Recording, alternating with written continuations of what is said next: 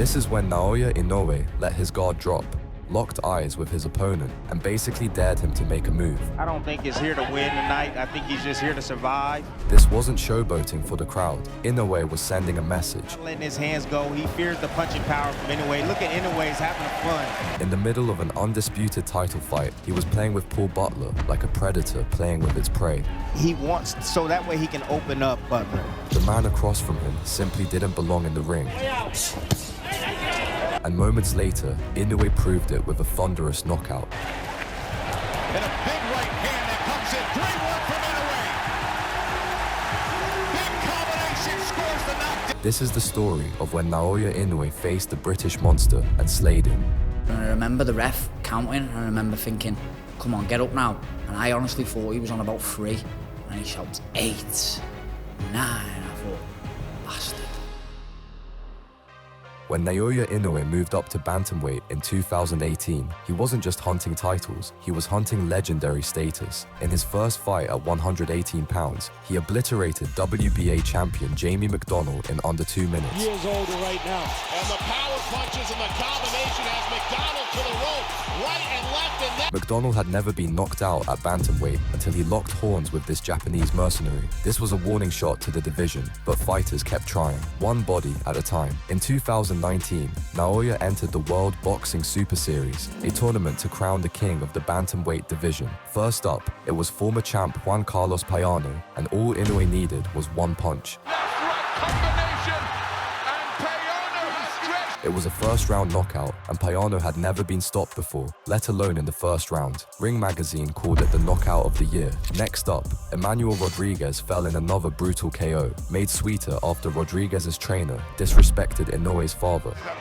a fearsome flurry, and he's got him with a left for the first time. Less than 5 minutes combined, 2 belts, 2 fallen champions, and Inoue was unstoppable. Inoue's toughest test arrived in Nonito Donaire, a future Hall of Famer. The Japanese fractured his orbital in round 2. There, who was the trendsetter in the glory years of his career, as Inoue balance.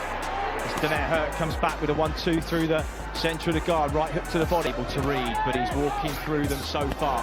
Catches. Inoue fought through the pain, delivering a legendary performance that earned him the Muhammad Ali Trophy, plus the IBF and WBA bantamweight titles. A statement win over Jason Maloney soon followed, and then a rematch with Donaire for the WBC title, where he destroyed the Filipino legend within 2 rounds. With WBA, IBF, and WBC bantamweight titles already in his grasp, only Paul Butler's WBO was the missing piece of Inoue's undisputed puzzle. Forgotten by many, Butler had quietly climbed back, claiming the interim WBO title and then full champion status. Many called him lucky and a paper champ, but Butler didn't care. He wanted a real test, and he got it against the monster himself. What happened next changed boxing forever. Fighting out of the red corner, boxing's pride of Japan, the popular unified world champion tonight attempting to capture the undisputed crown.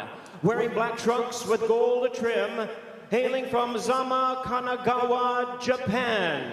He weighed in at 117 3/4 pounds, or 53.45 kilos. He is undefeated with a sensational record of 23 wins, no losses, 20 big wins coming by way of knockout. Tonight, making his 19th consecutive world title appearance, here is the 3-division world champion, one of the acclaimed and renowned stars of boxing and pound-for-pound greats today. Ladies and gentlemen, please welcome boxing's first and only unified 3-belt bantamweight title holder, the hard-hitting, undefeated, reigning and defending WBA, WBC, and IBF bantamweight champion of the world, introducing Naoya, the Monster.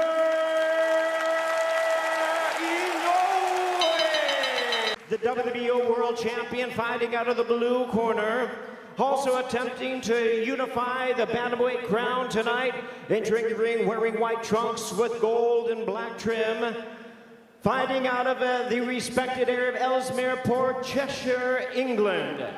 He weighed in at the bantamweight limit of 118 pounds, or 53.5 kilos. His record stands at 34 wins, 2 losses, with 15 wins coming by way of knockout. Ladies and gentlemen, here's the 2-time Bantamweight World Champion and the current defending and accomplished WBO Bantamweight Champion of the World, introducing the baby-faced assassin, Paul Butler!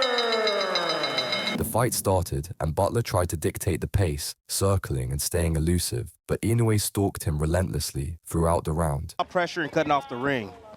And I expect him to go down to the body of Butler to bring those hands down and eventually find that kill shot up top.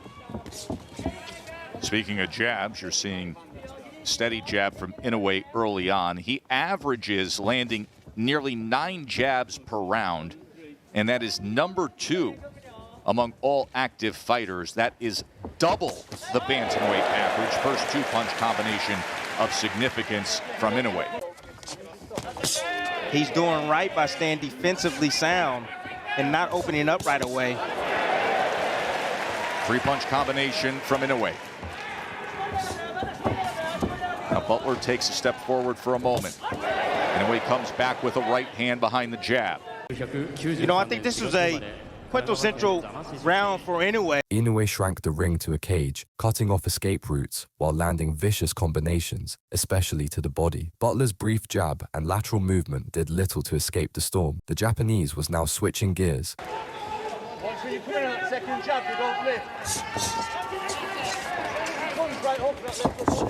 Or double jab that time, a 5-punch combination. He went double jab, right hand, left hand to the body. He has landed 3 lefts to the body. Land his own body shot on Inoue. And Butler comes back with a right hand up top before going with the high guard again. Now moving to his left, got to be careful of that right hand of Inoue. Inoue taking those small steps just to corral Butler, always keeping him in range. There's a right hand and a left hand to the body that backed it up. He's been finishing consistently with that left hand to the body on the combinations, Timmy. Yes, he has. He's one of the best combination punchers in boxing. Always balanced. Inoue steady work with the jab, always setting the table, creating the opportunity for offense. Now you see the head movement, something he has taken great pride in. Remember, he took that mini camp trip to the wild card gym.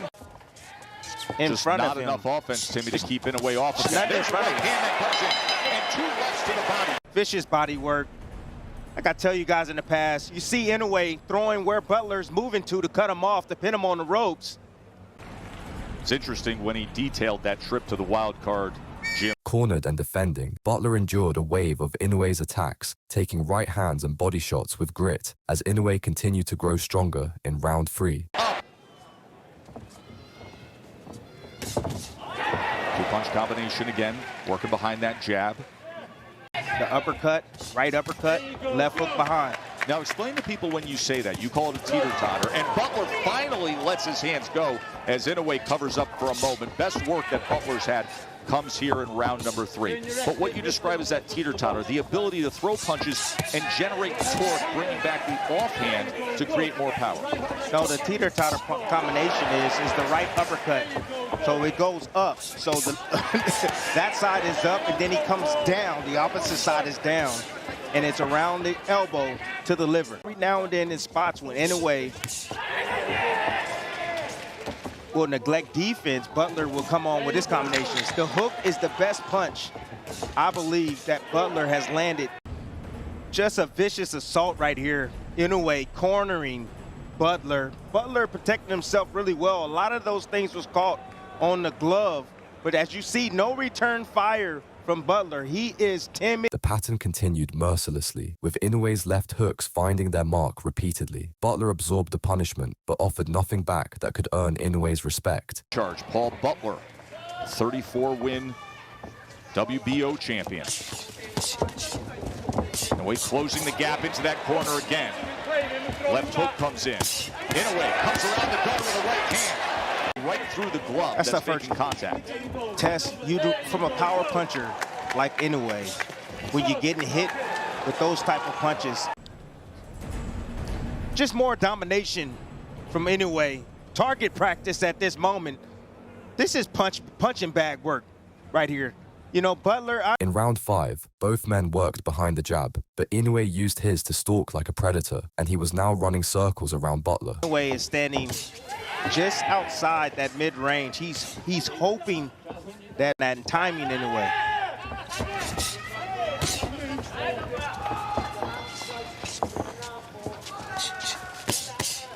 Closes range with the jab, gets the inside left hand, came to the body, finished with a left hook upstairs. Right hand comes behind the jab, left uppercut, right uppercut. There's that left hand to the body. It's been so effective. In round 6, Inoue switched southpaw briefly, teasing the challenger and picking him with such ease that he started showboating and daring to Butler. Of course, only if he could. For a moment, and Inoue would invite that, looking for an opportunity to land his power shot.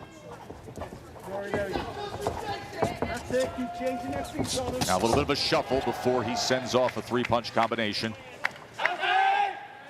The reason why Butler's having a little success is because now Inoue is taking more chances, trying to get him to open up so he can land that kill shot. The drama intensified as Inoue paused mid-fight as Inoue started taunting Butler to engage, and the Brit did swing and connect a few times, but his attacks were still a consolation. Begging Butler to throw and engage.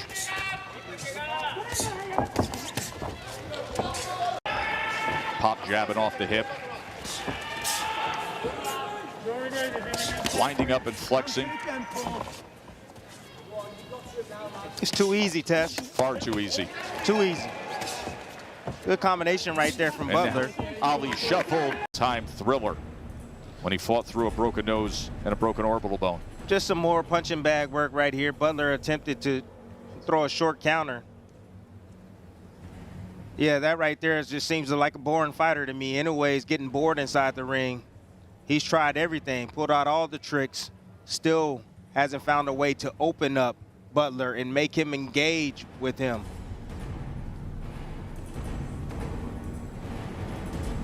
Inoue's right hand briefly froze Butler, forcing a defensive retreat. The Brit tried to fire back with combinations, only to be met with jaw-rattling counters. Beautiful left hook down to the body.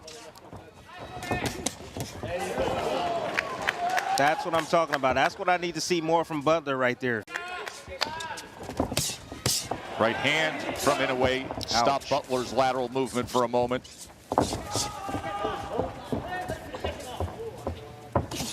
Nice, good. Nice. Oh, A combination from Butler. You can hear the encouragement from the corner of Paul Butler as he's sent back with another right hand that hits that high guard.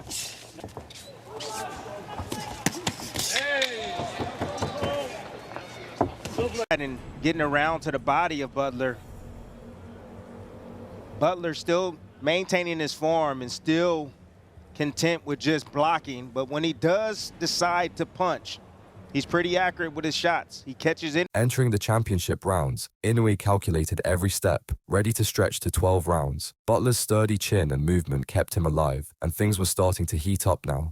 Nice, good, Paul, but Gallagher himself has to understand you're headed to a shutout loss no matter. Yes. In round 10, Inoue kept his foot on the gas pedal and pressed Butler on the ropes to punish him with body shots. The Brit's defense was solid, but cracks were now forming in his armor. That time willing to throw, and Inoue filled that gap with a right hand. nice and tight.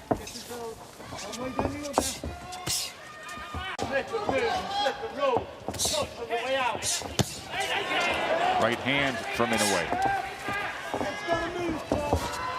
It's a good sequence right here. Consistent work from Inoue. Inoue should just take some of the steam off the punches and change the cadence up, speed things up. What would that do for him, Timmy? He can open up a big shot. Touch, touch, touch, touch, touch. Get him defensive, and then boom, a big shot downstairs. I always tell you guys, nice little pull right there. You see Inoue reaching out with the left hand to pull the guard down and manipulate the guard and split the guard with the right hand. And there's some work from Butler coming back. Inoue sitting in the pocket trying to get him to open up, staying close enough so he can, but didn't anticipate. The monster unleashed more fury in round 11, combining vicious body attacks with punishing headshots. Butler tried to evade, but Inoue trapped him along the ropes and landing shots that were about to break the Brit. The speed on those punches. That's what I'm talking about. Changing up the cadence, baby. Speed coming down the middle, but now he needs to bring it downstairs. After he get those hands high and raised on Butler, attack that body.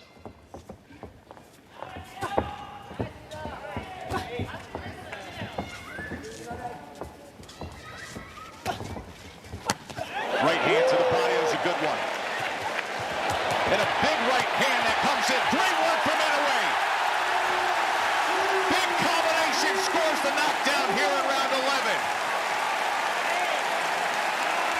That power of Inoue comes through, and he gets it done at 11. Dismisses an unengaged Paul Butler by hitting the accelerator and putting on a show. Inoue made him a punching bag for the entire night until he stopped him. And now boxing's first undisputed bantamweight champion of the world, Naoya, the monster Inoue. This was very important for Inoue to do this. The fight ended before the final round as Butler couldn't rise from Inoue's brutal flurry. The stoppage crowned Inoue as undisputed bantamweight king with a perfect 100-90 domination across all judges. With this win, Naoya Inoue cemented his place as the undisputed bantamweight king of the world. For most, reaching undisputed status is the ultimate peak, but for Inoue, it was just the beginning. He continued scaling greater heights and now has a legacy that many argue makes him not just one of the best, but possibly the GOAT of boxing. Do you think Naoya Inoue is the greatest boxer of all time? Drop your thoughts in the comments, and if you enjoyed the video, don't forget to subscribe and hit that notification bell so you never miss a fight breakdown. Thanks for watching, and I'll see you in the next one.